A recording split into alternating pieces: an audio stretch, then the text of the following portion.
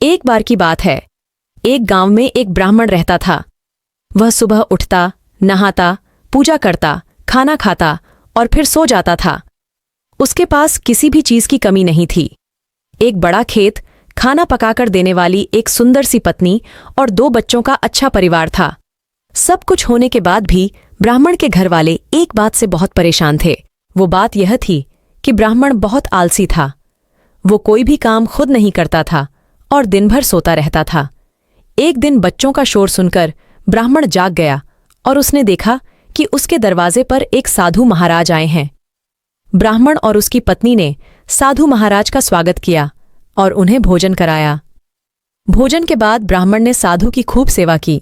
साधु महाराज उनकी सेवा से बहुत प्रसन्न हुए और उन्हें वरदान मांगने को कहा। ब्राह्मण ने वरदान मांगा कि मुझे कोई भी काम न करना पड़े और मेरी जगह कोई और मेरा काम कर दे। तब साधु उसे वरदान में एक जिन्न देते हैं और साथ में यह भी कहते हैं कि जिन्न को हमेशा व्यस्त रखना। अगर उसे काम नहीं दिया तो वो तुम्हें खा जाएगा। वरदान पाकर ब्राह्मण मन ही मन बहुत खुश हुआ और साधु को आदर के साथ विदा किया। साधु के जाते ही वहां एक जिन्न प्रकट हुआ। पहले तो ब्राह्मण उसे देखकर डर जाता है, लेकिन जैसे ही वो ब्राह्मण से काम मांगता है तब ब्राह्मण का डर दूर हो जाता है और वो उसे पहला काम खेत जोतने का देता है। जिन्न वहां से गायब हो जाता है और ब्राह्मण की खुशी का ठिकाना नहीं रहता। कुछ ही देर में जिन्न फिर आ जाता है और बोलता है कि खेत जोत दिया, दूसरा काम दीजिए। ब्राह्मण सोचता है कि इतना बड़ा खेत इसने इतनी जल्दी कैसे जोत दिया। ब्राह्मण इतना सोच ही रहा था कि जिन्न बोलता है कि जल्दी मुझे काम बताओ, नहीं तो मैं आपको खा जाऊंगा। ब्राह्मण डर जाता है और बोलता है कि जाकर खेतों में सिंचाई करो। जिन्न फिर वहां से गायब हो जाता है और थोड़ी ही देर में फिर आ जाता है। जिन्न आकर बोलता है कि खेतों की सिंचाई हो गई, अब अगला काम बताइए। ब्राह्मण एक एक कर सभी काम बताता जाता है और जिन्न उसे चुटकियों में पूरा कर देता है। ब्राह्मण की पत्नी यह सब देख रही थी और अपने पति के आलसीपन पर चिंता करने लगी। शाम होने के पहले ही जिन्न सभी काम कर देता था।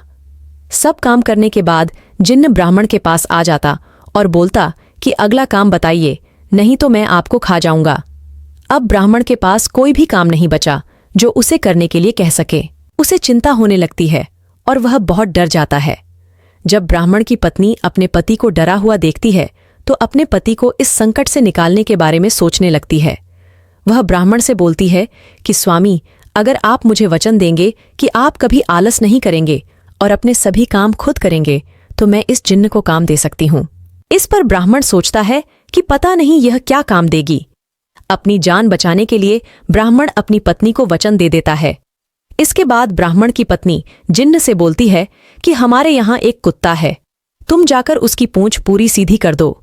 याद रखना, उसकी पूंछ एकदम सीधी होनी चाहिए। जिन्न बोलता है कि अभी यह काम कर देता हूं।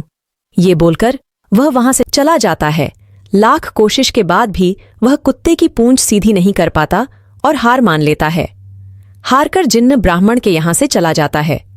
उस दिन के बाद से ब्राह्मण अपने आलस को छोड़कर सभी काम करने लगता है